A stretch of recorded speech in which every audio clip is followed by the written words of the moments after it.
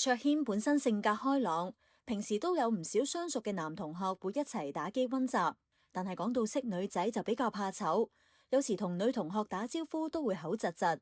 身邊都有啲同學開始拍拖，令佢有啲羨慕。點解我身邊啲男同學咁容易識到女仔朋友，我就一個都識唔到嘅？不過爸爸成日提我讀書先係最重要，而家唔可以拍拖住喎。唉。有一日上 IG， 有個唔認識嘅女仔叫瑤瑤私信卓軒。Hello，我係瑤瑤啊。頭先喺建議追蹤名單度見到你個 IG，見到你同我一樣，原來都有玩開 Roblox，不如我哋做個朋友啊？咦，佢都幾好睇喎，望落同我差唔多年紀，佢都校服咁似我學校隔籬嗰間女校嘅，咁我哋咪住得好近？其實多個人同我一齊打機傾下偈都幾好喎，更何況我本身都冇女仔朋友。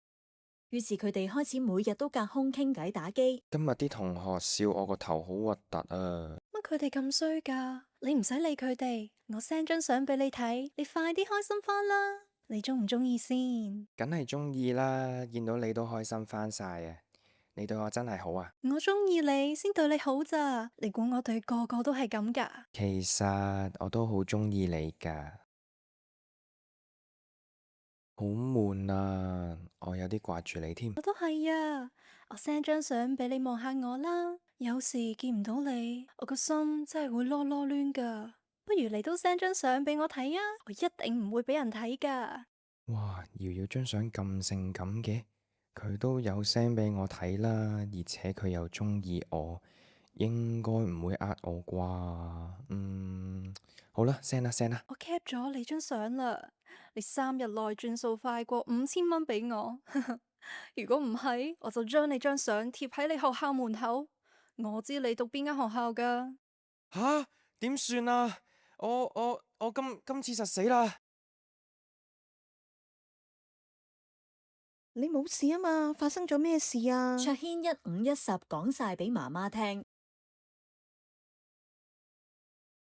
咁阿媽，我應該要點算好啊？我知我好蠢，但係你可唔可以唔好報警先啊？我驚搞大咗件事，到時就全部人都知噶啦，即係好瘀噶嘛。不如咁啦，我哋應承咗俾錢先，或者瑤瑤肯放過我呢？如果你係陳太，你會點樣回應呢？